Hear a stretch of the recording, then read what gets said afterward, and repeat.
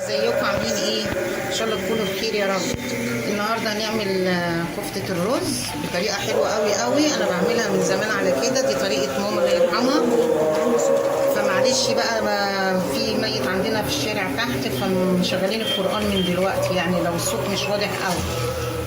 فبصوا يا جماعة، انا قطعت بصلاية حلوة كده، قطعتها، خدت نصها في الصلصة، نصها حطيته مع الطماطم،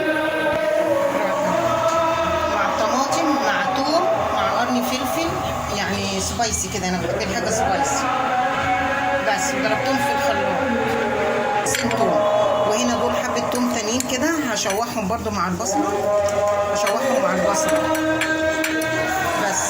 فهو ادي البصله اهي كده، وحطيت هنا على البصل ربع معلقه ملح. وبعد كده هشوح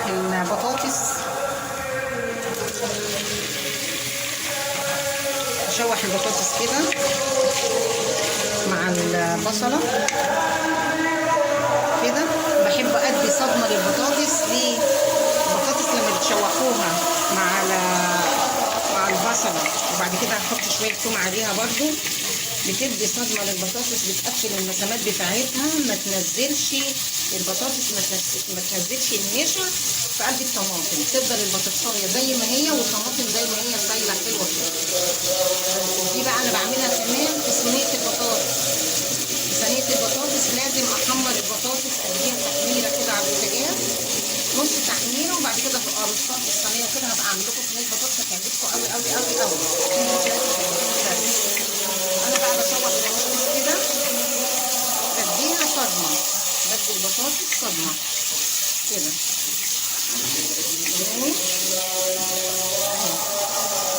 احط بقى عليها حبه توم كده، والجزء ده احطه على الصلصه ني، رغم ان انا حاطه في الطماطم برده الثوم ني، بس هي اساس الطبخه الثوم، يعني اساس الطبخه دي الثوم بس. دلوقتي بقى انا هحطها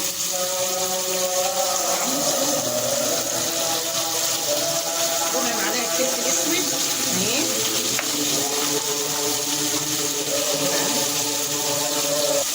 دي يا جماعه بهارات مشكله انا عاملاها على جمالها وطعمها،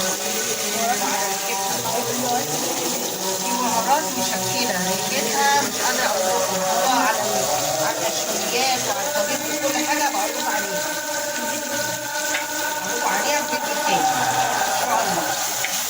بس اهم حاجه تدخلوني تدوني لايك وتدوسي على الجرس وتشير بقى، وتعملوا لي اشتراك في القناه ماشي، عشان يوصلكوا كل حاجه بعملها. بصي البطاطس ريحتها تحفه بعد البهارات ما اتحطت فيها، شايفين الجمال؟ والكفته طبعا ام رز، انتوا عارفين الكفته ام رز، انا عامله الكفته ام رز. بحط ربع كيلو رز، يعني ربع كيلو، عليهم حزمه بقدونس وكزبره وشبت اللهم صل على النبي، وبحط عليها نص كيلو لحمه، معلقه بيكنج باودر، نفس البهارات اللي انا حطاها ديت، قرن فلفل اخضر، شويه مكرونه ناشفه، يعني قيمه مثلا الكوبايه دي كده. بصوا يا جماعه الكوبايه دي اضربها كده، يعني الكوبايه الصغنونه دي بتاعتي القهوه، الكوبايه دي بملاها مكرونه رز وعلى اللحمه وعلى كل حاجه. ايه بقى المكرونه بتدي للكفته،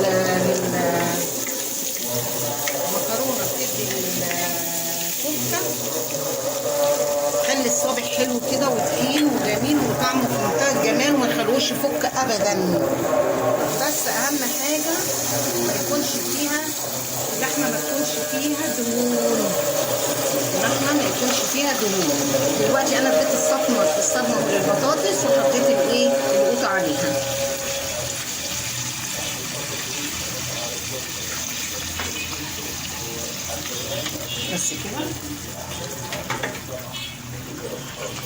بس كده اهو.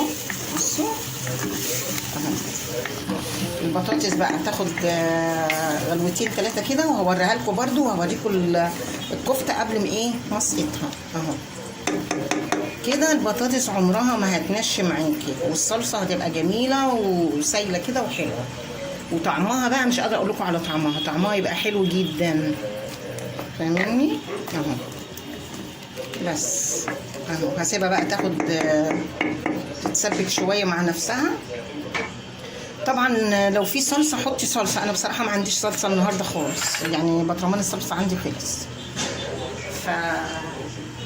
بس انا حاطه قرن فلفل احمر في الطماطم بس. وكده انا ايه اغطي بقى على الحله، اخد لها غلوتين، ولما اجي اسقط الكفته هوريها لكم يا جماعه. بعمل بقى ايه شويه رز بالشعريه، لان ما ينفعش الكفته والبطاطس ما تتاكلش من غير رز بالشعريه. بس بعمل شويه رز بالشعريه اهو. بس انا عايزاكم تشوفوني بقى وانا بعمل الرز ده، بعمل الرز تحفه تحفه تحفه. برضو بعمل فيه برضو حاجات كده يعني تخلي الرزايه تطلع معاكي مفلفله مش معجنه، وقد ايه تحطي الميه ايا كانت كميه الرز اللي هتعمليها. بس هقول لكم برضو على حاجات كده حلوه في الرز تبقى تعملوها وتقولوا لي برضو ايه رايكم. انا بحمر الشعريه كده حلو كده زي ما انتم شايفين كده. طبعا انا حاطه معلقه سمنه وشويه زيت بس، لان انا بحب اعمل الرز بالسمنه، ما بحبش الزيت فيه، بس الزيت بحطه عشان بيديله لمعه بس. طبعا كده حمرتها اهو. معلش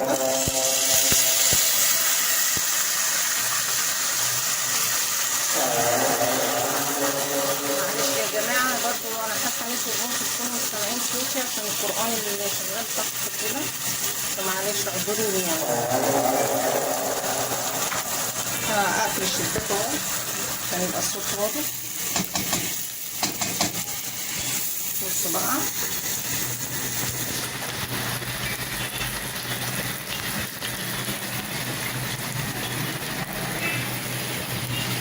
انا طبعا بحب بقى ايه الرز لازم يتشرب من السمنه والزيت لحد بتني اقلب فيه لحد ما الرزايه تتغلغل كده بالماده الدهنيه دي. لازم الرز يشرب السمنه ويشرب الزيت ويتغلغل خالص كده، كانك انت بتحمري رزه اللي هي الرزايه ورزايه، فاهميني؟ بس هيطلع معاكم مفلفل وجميل. ولما يستوي هوريهولكم برضه. بصوا تنيكي تقلبي فيه كده. هو طبعا بينزل احيانا في ميه من المصفى وكده، فلازم تقلبي فيه ويمسك معاكي في الحله كده، بس انت برضو بتقلبي فيه بيتفلفل بقى بعد كده. وانت بتقلبي كده هتلاقيه بقى مفلفل معاكي اهو. بصوا يا جماعه هتحطوا طبعا ملح، هتحطوا الملح اهي، الملح اهو. طبعا الملح حسب رغبتكم بقى، بتحبوه حادق بتحبوه نص نص كده يعني، فاهماني؟ وبتحطوا بقى ايه دي بقى اللي تخلي الرز ريحته رهيبه، معلقه فلفل اسود اهي. بصوا اهي بتخلي الرز ريحته تحفه. في نفس الوقت بصوا ربع، شايفه علي مصورها مش مصورها بصوا ربع معلقه سكر. هتقولوا لي السكر ليه؟ هقول لكم ليه السكر بيديله لمعه، وتحسي ان الرزايه متكرمله معاكي وطعمها في منتهى الجمال ومفلفله، مش لازقه بقى كل رزايه ورزايه. حتى لما بتيجي تاكليه تحسي ان كل رزايه مع نفسها. بصوا خليكي تقلبي كده. بصوا الرزايه بقت بصوا الرزايه عامله ازاي، شاربه الماده الدهنيه ومفلفله في نفسها اهي. بصوا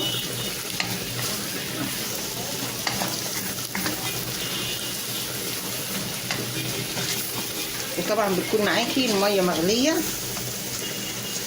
متحطيش ميه ساقعه تحطي ميه مغليه. بصوا الميه بتغلي على البوتاجاز قصادي في الكنكه اهي اهي. هطفي عليها واحط الميه. ابعد كده يطوطوا شويه.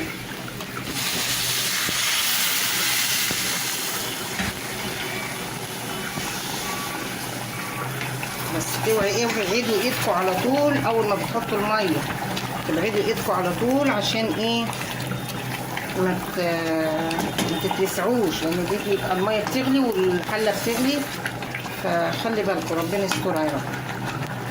بص بقى هنحط شويه ميه كمان كده اهو. انا بقى بعمل الرز ازاي؟ اسيبه يغلي كده معايا وانا بقلب فيه. في رز يا جماعه بيشرب ميه وفي رز ما بيشربش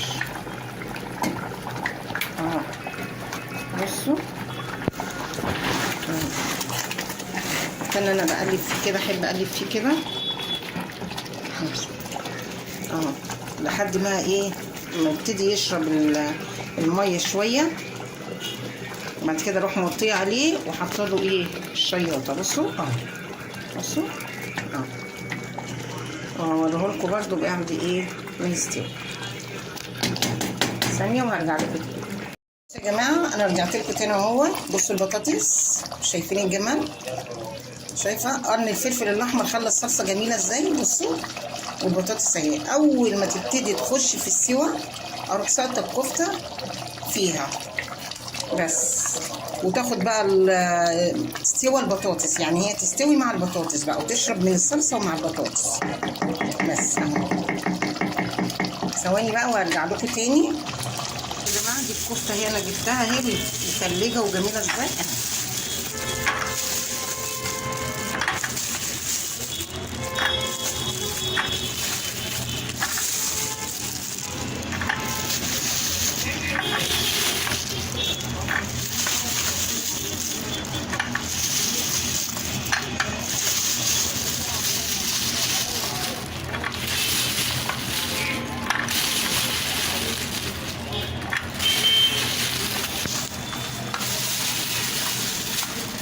بصوا يا جماعه انا كنت عاملاها ومحمراها وشايلاها في كيس وحطاها في الفريزر.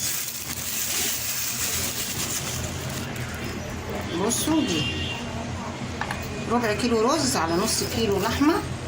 طبعا احنا كلنا منها بعد ما اتقلت، يعني كانت جميله والعيال اتصيدوها بقى كده. وقرن فلفل اخضر وتوم ومعلقه بيكنج باودر. كل ده في الخلطه بتاعت الكفته قبل ما تتضرب في الكبه.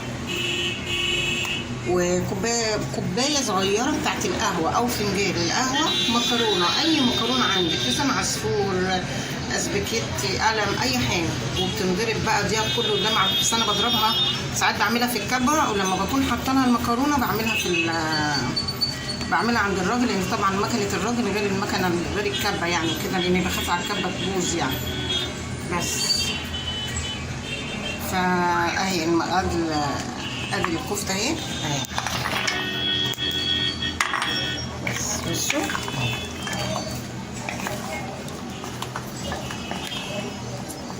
شايفين هتاخد بقى تشرب بقى من الطماطم وتاخد بقى غلوتين 3 4 كده مع نفسها. وبعد كده بقى ايه انا بحيق الملح في الاخر. طبعا الكفته عليها ملح، محطوط لها ملح. الصلصه البصلايه لما تبلتها حطيت لها برده ذره ملح بسيطه. انا بحب احدق الحاجه في الاخر بس شايفين. بصوا يا جماعه انا غاليه ميه طبعا اهي على البوتاجاز، مغليه ميه فبزودها اهو عشان تشرب كويس، لان الكفته طبعا هتاخد سوا شويه بس اهو. فاهي كده تعتبر هي خلصت كده، بس طبعا لسه الملح برضو هحطه برضو في الاخر، هحيق يعني في الاخر بقى اذا كانت عايزه ملح ولا حاجه. وفي تكايه تانية كده هعملها في اخر الفيديو عليها وانتوا برضو هتشوفوها. دي بقى بترمي الكفته بطريقه تاني خالص بقى، في طريق تاني خالص هتعجبكم قوي قوي، بتديها طعم وريحه مش قادره اقول لكم عليه. فخليكم برضو معايا واحنا مع بعض. واللي يعرف التكايه دي يا جماعه يقول لي في الكومنتات. بس لو انا نسيتها يقول لي في الكومنتات. ماشي يلا. بصوا الكفته، بصوا الكفته يا جماعه، ولا فكت ولا اي حاجه. اللي هيعملها على الطريقه دي جميله، لان في ناس كتير دخلت بتقول يا جماعه الكفته بتفك، الكفته بتفك، فانا قلت لا لازم اعملها لهم عشان يشوفوها. اهي بصوا اهي كور وصوابع، بصوا وشايفين البطاطسيه عامله ازاي، هي كده استوت. في بقى التكايه الاخيره اللي انا قلت لكم عليها، بصوا دي توم مع كزبره مع كمون، بحطها كده شويه خل، معلقتين 3 خل. اهي دي بتودي الكفته في مكان تاني خالص بقى يا جماعه، ريحه وطعم مفيش بعد كده. بصوا الكفته، شايفين يا جماعه اهي، شايفين اهي. ايه رايكم؟ ما تنسونيش بقى في اللايك وسبسكرايب والاشتراك وزر الجرس عشان يوصل لكم كل جديد. ايه رايكم بقى يا جماعه؟ تعالوا اتغدوا معانا، والله العظيم تعالوا كلوا معانا. ربنا يخليكم يا رب. يلا سلام عليكم.